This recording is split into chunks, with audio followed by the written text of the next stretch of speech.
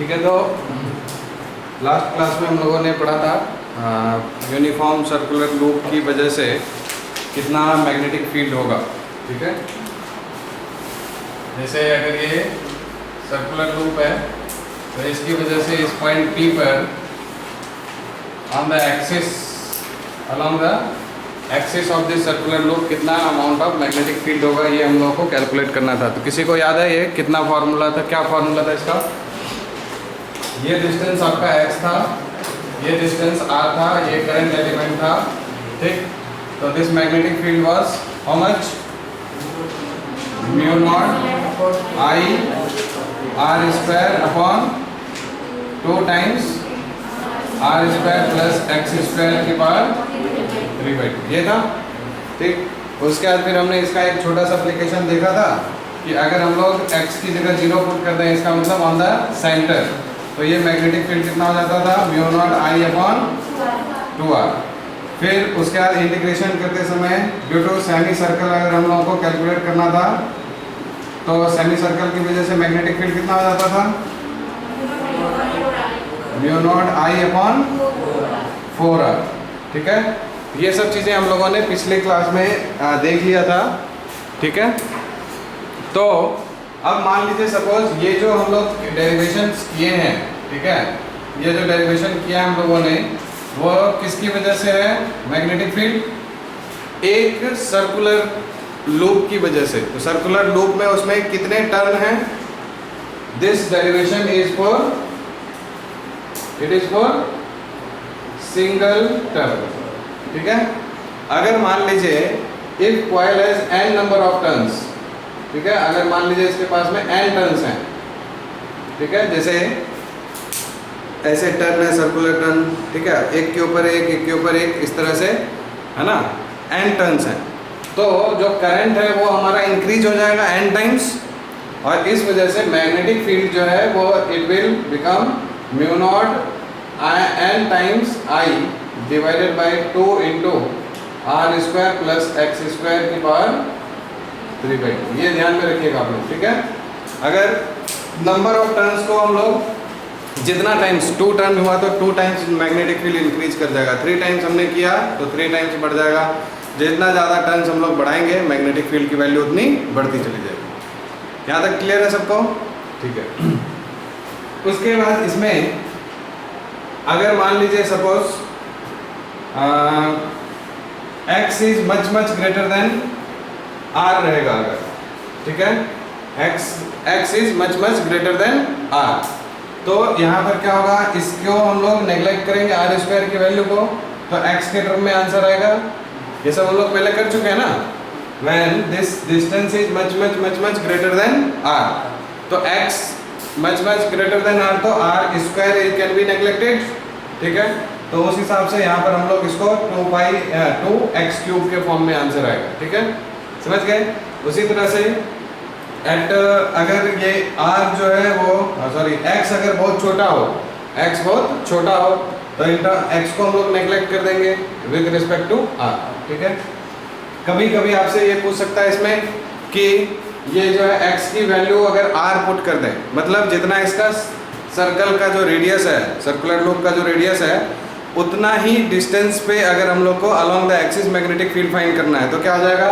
यहाँ पर x की जगह r पुट करेंगे तो r square plus r square 2r square, उसके बाद आप सॉल्व कर लीजिएगा। समझ गए ना? तो ऐसे सब छोटे छोटे इसमें एप्लीकेशंस रहते हैं जो हम लोगों से पूछे जा सकते हैं। ठीक, उसके बाद लास्ट क्लास में आपको 1-2 क्वेश्चन दिया था करने के लिए। अच्छा, एक चीज़ ये भी है, मैग्नेटिक फील्ड का भी डायरेक्शन जो है यहाँ पर ये देख लीजिए, क्योंकि 1-2 मार्क्स का पेपर में ये भी आ सकता है, सर्कुलर लूप की वजह से मैग्नेटिक फील्ड का डायरेक्शन क्या होगा। तो उसके लिए हम लोग राइट हैंड रूल यूज़ करते हैं, राइट हैंड थंब रूल। ठीक है, तो जैसे हम लोग क्लास 10th में पढ़े थे कि अगर ये सर्कुलर लूप है, ठीक, तो ये इस तरह से यहाँ पर ऐसे, है ना, एक इसको क्या करते थे हम लोग, छोटा सा स्ट्रेट करंट कंडक्टर मान लेते थे। ठीक है, छोटा सा स्ट्रेट करंट, और उसकी वजह से मैग्नेटिक फील्ड अगर करंट ऐसे फ्लो कर रहा है तो in the direction of current thumb हो गया, और curling of finger gives the direction of magnetic field. तो ये डायरेक्शन हो गया आपका मैग्नेटिक फील्ड का। ठीक है। तो ऐसे ही करके आपका जो है कॉन्सेंट्रिक सर्कल्स ऐसे बनते चले जाता है, ठीक है। तो जैसे जैसे आप इसके एक्सिस के नज़दीक आते जाएंगे तो ये जो सर्कुलर लूप्स हैं वो क्या हो जाएगा, उसका रेडियस ये इस डायरेक्शन में ना ऐसे, ठीक है, तो ऐसे ऐसे, ठीक। तो इस तरह से इसका जो है रेडियस इंक्रीज करता जाएगा, ठीक है। और यहाँ पर एक्सिस के अलॉन्ग आते आते ये बिल्कुल ही क्या हो जाएगा, इसके पैरेलल हो जाएगा, ठीक है। क्योंकि समझ रहे हैं ना इस बात को, सर्कुलर लूप में ऐसे ऐसे बढ़ता जाएगा तो हम लोग ये बोल सकते हैं एक्सिस के पैरेलल हो जाएगा, ठीक है। And the direction of magnetic field is perpendicular to the plane, ठीक है। और ये स्ट्रेट, पैरेलल एंड परपेंडिकुलर, ये तीन चीज ध्यान रखना है, ठीक है। It becomes straight near the axis of the circular loop, ठीक है, एंड पैरेलल और परपेंडिकुलर टू द लूप, क्योंकि हम जानते हैं परपेंडिकुलर टू द करंट और मैग्नेटिक फील्ड आपस में परपेंडिकुलर होगा यहाँ पर, ठीक है, सर्कुलर लूप। ये सब पिछले दिन आपको डिस्कस कर दिया था, ठीक। तो इसलिए हम लोग ये बोलते हैं कि यहाँ पर स्ट्रेट है और यानी कि पैरेलल शो कर रहा है, इसका मतलब यूनिफॉर्म इलेक्ट्रिक फील्ड होगा to at the center of the loop, ठीक है, near the axis of the loop, ठीक है, क्लियर। तो इसी को यहाँ पर ऐसे करके दिखाया हुआ है, ठीक है, क्लियर। कॉन्सेंट्रिक सर्कल्स यहाँ पर ऐसे, ठीक, ये फिर बढ़ता गया बढ़ता गया बढ़ता गया। तो एक आध मार्क्स का ये पेपर में आपको ड्रॉ करने के लिए आ सकता है, ठीक है। So this was the direction of magnetic field due to circular coil. अब पिछले दिन एक दो क्वेश्चन किया था, उसको हम लोग देख लेते हैं। हुआ था आप लोगों से जो ट्राई करने के लिए बोला था, एक क्वेश्चन उस दिन क्लास खत्म होने के बाद वो आधा अधूरा रह गया था कि दो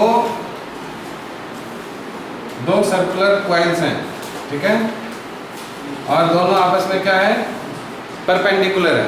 एक हॉरिजॉन्टल सर्कल में है, एक वर्टिकल सर्कल में, ठीक है। और इसके पास, इसका नाम मान लेते हैं कॉइल 1, ठीक है, और इसको मान लेते हैं कॉइल 2, ओके। इसके पास भी n नंबर ऑफ टर्न्स है, क्वेश्चन कंप्लीट कर रहा हूँ उसको। इसके पास भी n टर्न्स है, ठीक है, कितने टर्न्स है total, n number of turns है, ओके। और ये दोनों का कॉमन सेंटर है, ओ यहाँ पर क्या है, उसका कॉमन सेंटर है। तो दोनों कॉइल्स जब आपस में परपेंडिकुलर है और इसमें करंट जो है फ्लो हो रहा है कितना, फर्स्ट वाले कॉइल में I करंट फ्लो हो रहा है, ठीक है, और सेकेंड वाले कॉइल में कितना करंट फ्लो हो रहा है, √3I। ये क्वेश्चन दिया था आपको, I और √3I दोनों के पास में n नंबर ऑफ टर्न्स हैं। तो दोनों की वजह से सेंटर पे कितना, कॉमन सेंटर पे कितना मैग्नेटिक फील्ड होगा, ठीक है, magnetic field at the common centre कितना आएगा, आपको ये पता करना था, ठीक है। तो हम लोग क्या करते हैं, सबसे पहले फर्स्ट वाले कॉइल की वजह से, कॉइल नंबर 1 की वजह से हम लोग एट द सेंटर कितना मैग्नेटिक फील्ड होगा वो निकाल लेते हैं। कितना होगा बताइए, μ0, n नंबर ऑफ टर्न्स है तो NI/2R। कोई दिक्कत। अब ये कैसा होगा डायरेक्शन, करंट ऐसे है तो कैसा होगा, आउटवर्ड, है ना। चलिए B2 कॉइल नंबर 2 की वजह से कितना हो जाएगा, μ0 n नंबर ऑफ टर्न्स तो n है, करंट कितना है √3I अपॉन अगेन 2R, ठीक है, क्योंकि दोनों का रेडियस भी क्या बोला है, आइडेंटिकल है दोनों कॉइल्स, तो दोनों का रेडियस भी क्या है, सेम है। समझ गए, दोनों दो आइडेंटिकल कॉइल्स है बस, बट आपस में परपेंडिकुलरली रखा हुआ है, ठीक। सो μ0 I अपॉन NI/2R और ये हो गया इतना। तो इसकी वजह से भी मैग्नेटिक फील्ड जो होगा वो क्या होगा, देखिए इस डायरेक्शन में ऐसे हर जगह पर क्या होगा, आउटवर्ड, ठीक है। So again this is outward, ठीक है। तो आप देख रहे हैं कि दो कॉइल्स जब परपेंडिकुलर है तो उसकी वजह से जो मैग्नेटिक फील्ड की जो डायरेक्शंस होगी वो भी परपेंडिकुलर होगी। मान लीजिए सपोज ये फर्स्ट कॉइल की वजह से अगर परपेंडिकुलर इस डायरेक्शन में हो गया, दिस इज B1, ओके। और सेकेंड कॉइल जो वर्टिकल वाली कॉइल है उसकी वजह से, उसके ये वर्टिकल है तो इसकी वजह से उसके ऊपर परपेंडिकुलर होगा, सो दिस इज सपोज B2, ठीक है। तो दो मैग्नेटिक फील्ड आपस में परपेंडिकुलर हो गए, तो रिजल्टेंट मैग्नेटिक फील्ड क्या होगा, इस दोनों के बिल्कुल बीच में जाएगा, यस और नो। तो रिजल्टेंट कितना आएगा बताइए। याद है फॉर्मूला हम लोग पढ़े थे 11th में, वेक्टर्स, रिजल्टेंट वेक्टर्स। रिजल्टेंट का क्या था, A square plus B square plus 2ab cos theta, ठीक है। और यहाँ पर थीटा कितना है 90, तो कॉस 90 0, तो 2ab वाला टर्म खत्म हो गया, ए स्क्वायर प्लस बी स्क्वायर का अंडर रूट। और आप ऐसे भी देख सकते हैं ना, यहाँ से ऐसे अगर इसको मिलाएंगे, so this is what b1 and this is b2, तो ये कितना हो गया b1 square plus b2 square का अंडर रूट, नहीं। सो b1 square plus b2 square का अंडर रूट करेंगे इसको, तो यहाँ से आप इसको देख लीजिए, mu naught N I upon 2r का whole square plus mu naught N root 3i upon 2r का होल स्क्वायर, ठीक है। अब इसको सॉल्व करना है, तो इसको सॉल्व करना है तो क्या करेंगे हम लोग, यहाँ से अंडर रूट में mu naught N I upon 2r का क्या कर ले, होल स्क्वायर को कॉमन ले लें। यहाँ पर भी वही है, यहाँ पर भी वही है, कॉमन ले लिया। यहाँ पर क्या बचा आपके पास 1 का स्क्वायर प्लस यहाँ पर mu naught N I upon 2r common आ गया, तो सिर्फ क्या बचेगा रूट 3 स्क्वायर, ठीक है। और ये इसका होल स्क्वायर का रूट कितना हो जाएगा, mu naught N I upon 2r, है ना, क्योंकि इसका होल स्क्वायर है, रूट है, तो खत्म। और 1 स्क्वायर प्लस रूट 3 स्क्वायर कितना हो गया 3 प्लस 1 4, 4 का रूट कितना 2, 2 और 2 कैंसिल हो गया, तो इस answer becomes mu naught N I upon, okay. आ रही बात समझ में सबको, ठीक है।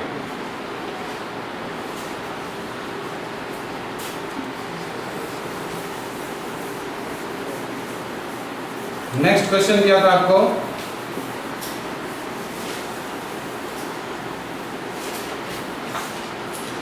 एक और कॉन्सेप्ट बताया था। जैसे मान लीजिए पिछली क्लास में ये अगर आर्क है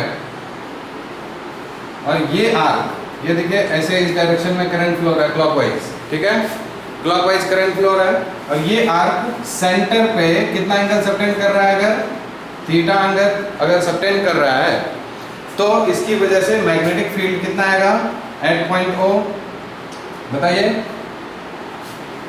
म्यू नॉट आई अपॉन 4 पाई, है ना, और थीटा अपॉन इसका जो रेडियस है r। याद आ रहा है पिछले क्लास में ये बताया था फॉर्मूला कि अगर आर्क है, आर्क अगर सेंटर पे जितना एंगल सबटेंड कर रहा है, ठीक है, तो दिस थीटा अपॉन r और इनटू में म्यू नॉट आई अपॉन 4 पाई, ठीक, डेरिवेशन कराया था ना इसका, ठीक है। और इसी बेसिस पे आपको एक क्वेश्चन दिया था इस तरह से, 3 आर्क था ऐसे, फिर यहाँ से करंट ऐसे गया, फिर ऐसे गया, ठीक है, फिर इस तरह से गया, याद आ रहा है।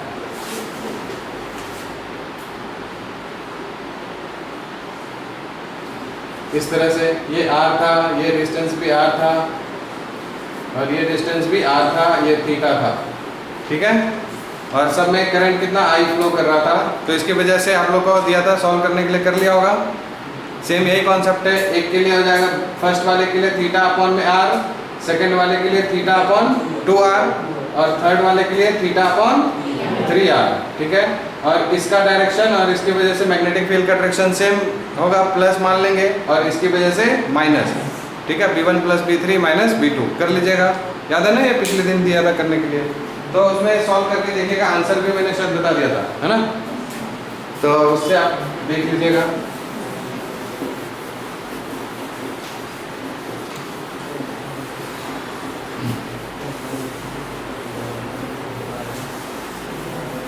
उसके बाद एक दो क्वेश्चन और कर लेते हैं इस पे।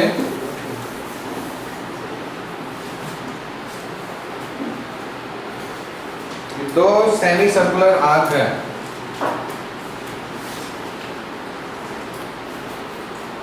एक इस तरह से है, दोनों का सेंटर कॉमन है, और एक इस तरह से है, दोनों ही सेमी सर्कुलर है, ओके। इसकी रेडियस r1 है और इसकी रेडियस R2 है और दोनों में कॉमन करंट फ्लो हो रहा है, ठीक है। ओके, दो सेमी सर्कुलर आर्क, ठीक, दोनों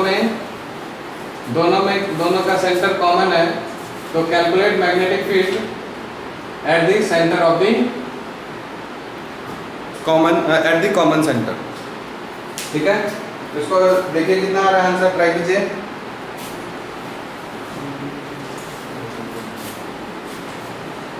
R1 R2 I, ठीक है।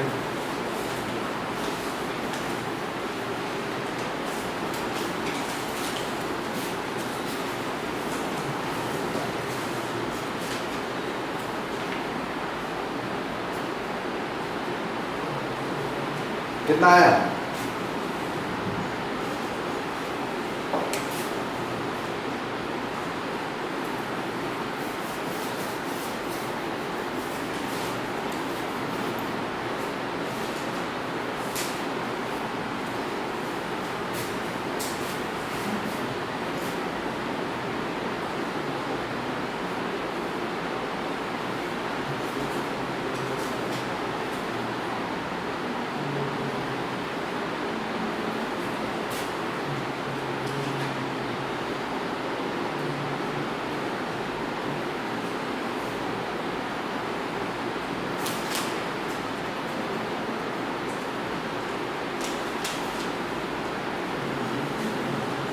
है किसी का आंसर?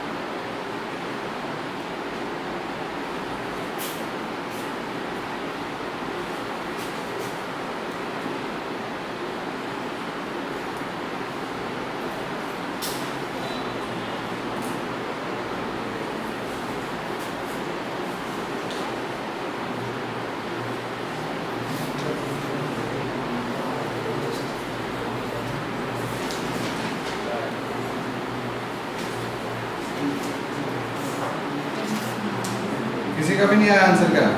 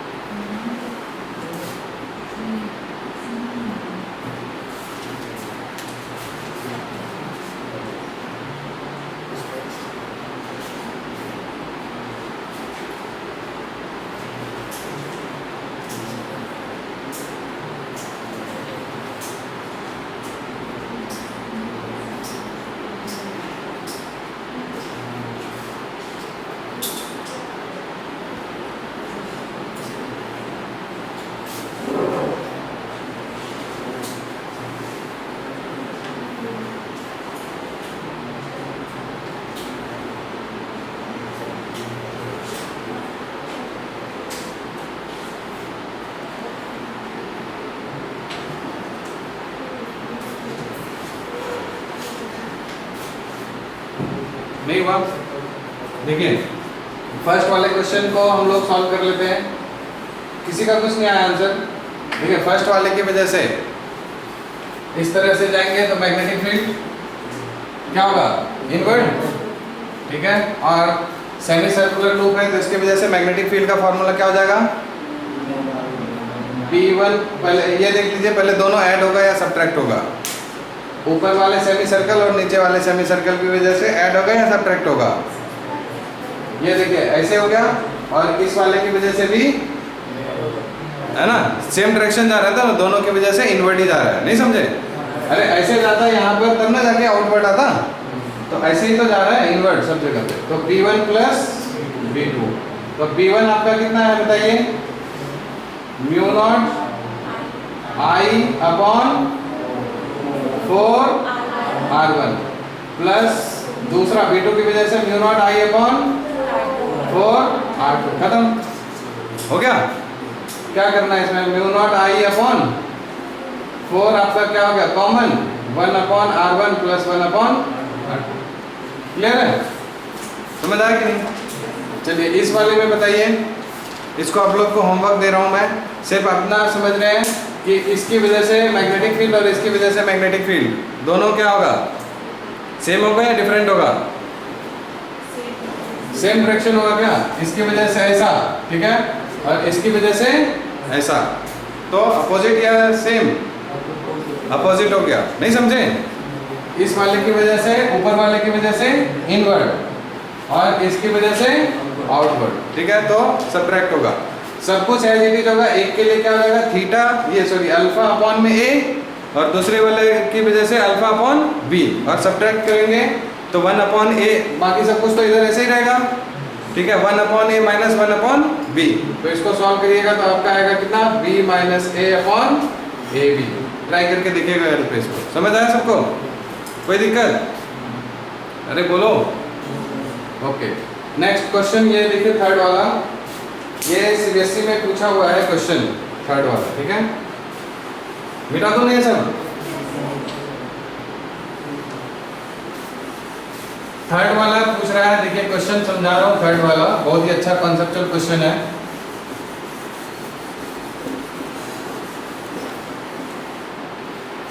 ये क्वेश्चन क्या कहता है कि दो लूप्स हैं L1 और L2, ठीक है, दोनों का आपको अलग अलग जो है दे रखा है रेडियस, एक का 3 सेंटीमीटर दूसरे का 4 सेंटीमीटर, ठीक। अब दोनों का एक्सिस क्या है, सेम है, कोएक्सियल सर्कुलर लूप है, कोएक्सियल सर्कुलर लूप, ठीक। एक का रेडियस 3 सेंटीमीटर दूसरे का 4 सेंटीमीटर, इसके सेंटर से O जो है वो 4 सेंटीमीटर है और इसके सेंटर से O 3 सेंटीमीटर है, ओके, ठीक। तो आपसे पूछ रहा है, और इसमें जो है फर्स्ट वाले लूप में करंट कितना दे दिया है, 1 एम्पियर करंट दे दिया है, ओके, फर्स्ट वाले लूप में 1 एम्पियर करंट। आपसे पूछ रहा है कि बताओ बच्चों कि सेकंड वाले लूप में L2 में हम कितना करंट फ्लो कराएं, ठीक है, और ठीक है, कि सेकंड वाले लूप में हम कितना करंट फ्लो कराएं कि, और करंट और मैग्नीट्यूड ऑफ मैग्नेटिक फील्ड भी पूछ रहा है आपसे, ठीक है, सो दैट कि यहाँ पर जो मैग्नेटिक फील्ड होगा एट पॉइंट O, वो नेट रिजल्टेंट मैग्नेटिक फील्ड दोनों की वजह से क्या हो जाए, 0 हो जाए, ठीक है। एक बार और मैं रीड कर दे रहा हूँ उसको, क्वेश्चन बोल रहा है, 2 coaxial circular loops L1 and L2 of radii 3 centimeter and 4 centimeter are placed as shown in figure. What should be the magnitude and direction of current in loop 2? ठीक है, अच्छा, करंट का मैग्नीट्यूड और direction पूछ रहा है, ठीक है, सेकेंड वाले में करंट का मैग्नीट्यूड और डायरेक्शन निकालना है, so that the net magnetic field at the point O should be 0, ठीक है, ये चाहिए आपको। नहीं समझ आया क्वेश्चन? इसमें करंट आपको फ्लो कराना है, तभी तो देखिए, इसकी वजह से यहाँ पर कुछ मैग्नेटिक फील्ड होगा, अरे बोलो, और इसकी वजह से भी कुछ मैग्नेटिक फील्ड होगा, और दोनों की वजह से अगर सेम डायरेक्शन में मैग्नेटिक फील्ड हो जाएगा तो कभी 0 हो पाएगा क्या? नहीं, इसकी वजह से जो करंट का डायरेक्शन है और इसकी वजह से जो करंट का डायरेक्शन है वो अपोजिट होना चाहिए। अगर स्क्वायर में कौन से डायरेक्शन हो रहा है, ये कौन सा डायरेक्शन है करंट का, एंटी क्लॉकवाइज, तो इसमें करंट कैसा होना चाहिए फ्लो, क्लॉकवाइज, है ना, अपोजिट टू दिस, तभी तो जाके यहाँ पर दोनों का मैग्नेटिक फील्ड एक दूसरे को कैंसल आउट करेगा, ठीक है। कैंसल आउट करने का मतलब, since the net magnetic field is equals to 0, इसका मतलब है कि मैग्नेटिक फील्ड ड्यू टू, है ना, कौन सा, magnetic field due to loop L1 equals to magnetic field due to loop L2 and opposite in direction. आई बात समझ में सबको? ओके, अब इसमें कौन सा फॉर्मूला अप्लाई करेंगे आप लोग बताइए, कौन सा फॉर्मूला अप्लाई करेंगे? इस पॉइंट पर आपको मैग्नेटिक फील्ड निकालना है इस कॉइल की वजह से। कौन सा? सर्कुलर लूप की वजह से एक्सिस पे जो होता है, कौन कितना होता है फॉर्मूला बताइए? म्यू नॉट आई, तो यहां पर I1 लिखेंगे R1 square upon 2 R1 square plus X1 square का 3/2।